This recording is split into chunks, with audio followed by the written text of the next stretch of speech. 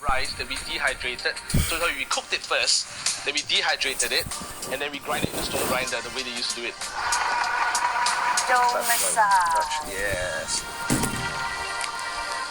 Everything is sourced locally, and if not just around the region, just like not very far. Right, yeah. What difference does that make to the food?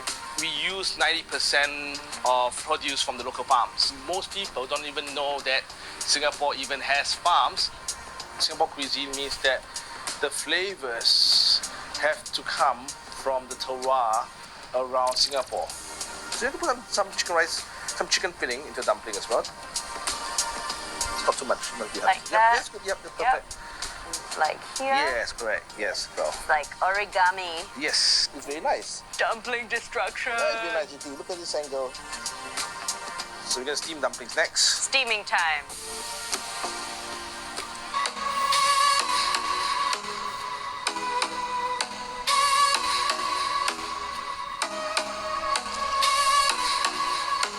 What does that mean for you? What does that mean for Labyrinth, actually, to have this Michelin star? It's good. And the other day, it's good that we are finally getting the recognition for all the hard work we put in on the global basis as well, to know that, at the end of the day, that our food stands up shoulder to shoulder with the food from around the world in other countries. You can see the two dishes here. Oh, yeah. You're going to try as well. This is dumpling that you made with your gentle fingers just now as well.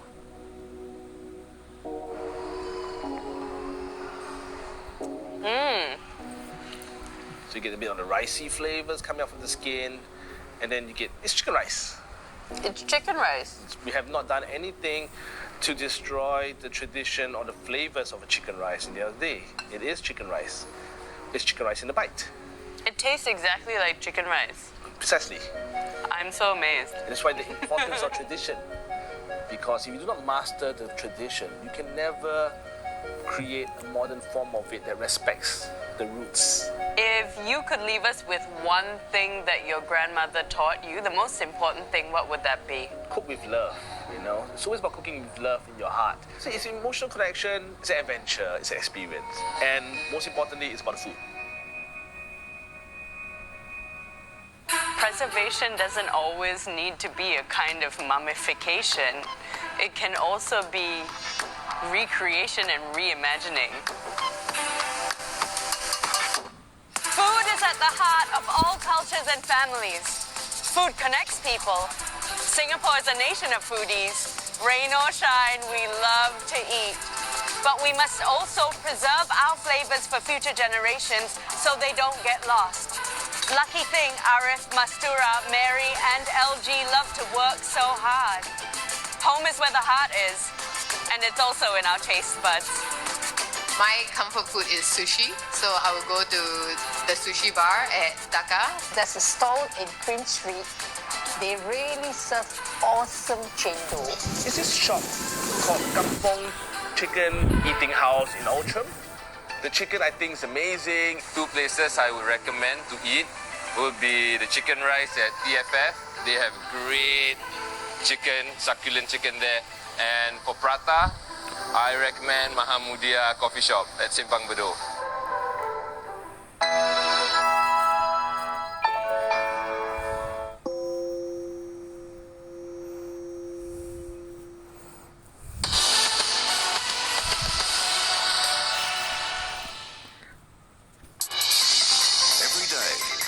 financial world goes through dramatic rise and falls. We'll track the biggest market movers and show you where the opportunities lie. Get the experts' take on the performance of key indices. Plus all the analysis to help you understand forces driving global economies. The daily business news you need. Only on CNA. This segment is brought to you by Xeon Corporation. এখানে প্রথমে করেছে হচ্ছে আমার বাবাকে, তারপরে আমার চাচাকে, তারপরে আমার ভাইকে, তারপরে আমার ফুফাতো ভাইকে। 3 million Bangladeshis died during the bloody war of independence with Pakistan. But it has come a long way since its liberation days. We are ahead in almost all the indicators. But has it overcome its traumatic past 50 years on? Bangladesh, the price of freedom. Insight, Thursday on CNA. investigation into the unseen costs of the pandemic. 陸路嘅界全部都冇開啦，海上面走私喺過去1年係多咗好多。It was decided that we would shut off the internet. People obviously were not getting enough information about what was happening. We expect that the number of people that they suicide may increase around 20%. A brand new season of Undercover Asia.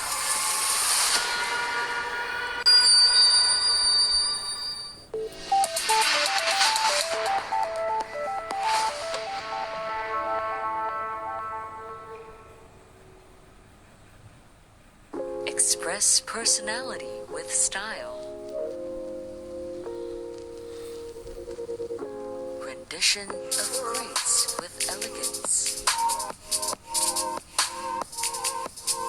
With natural diamond grading certificate. Together and complete, truly a perfect match. Mason Jewelry.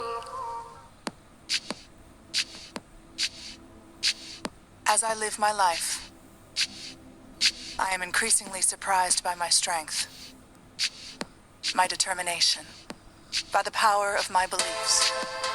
I find reward in the honesty of my endeavors, proud of what I have achieved, and convinced there is much more I can do.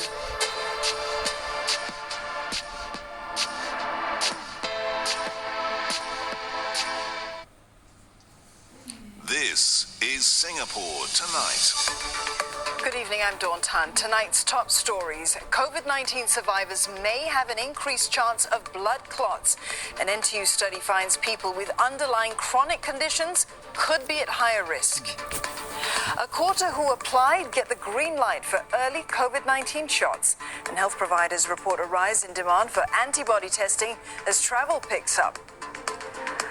More private education institution students are doing part-time jobs after graduation compared to their seniors. Their job prospects lag behind peers from autonomous universities. A fitness program aimed at helping NS men who fail their annual fitness test has been well received, and more venues could be in the pipeline if demand continues to grow.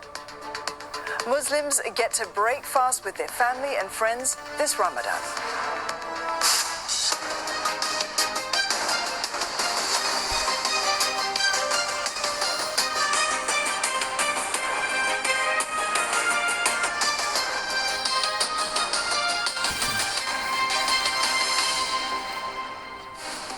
Steve Lai. Also tonight, strong opposition is growing in the region after Japan says it will release radioactive water from the Fukushima nuclear plant into the sea. And Hong Kong is on the verge of adopting a controversial electoral reform bill. Chief Executive Carrie Lam lays out the details.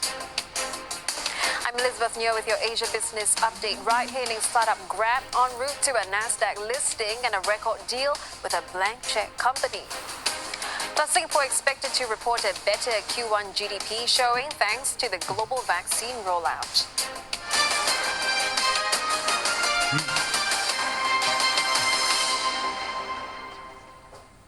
COVID-19 patients who've recovered may be at risk of developing blood clots.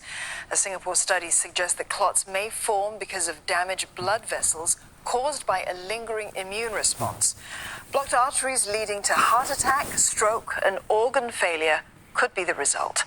The research team analyzed blood samples from 30 recovered COVID-19 patients a month after they were discharged from hospital.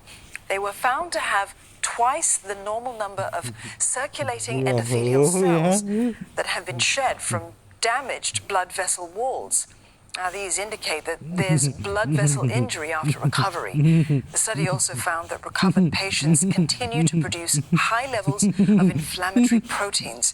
These activate the immune response, even in the absence of the COVID-19 virus. Unusually high numbers of immune cells, or T cells, that attack and destroy viruses were also present. The researchers suggest that the persistently activated immune responses may attack the blood vessels of recovered patients. This causes even more damage and further increases the risk of blood clot formation. The team, led by Nanyang Technological University, plans to expand the sample size in a follow-up investigation. It has started recruiting patients who have recovered from the infection for 6 months or longer.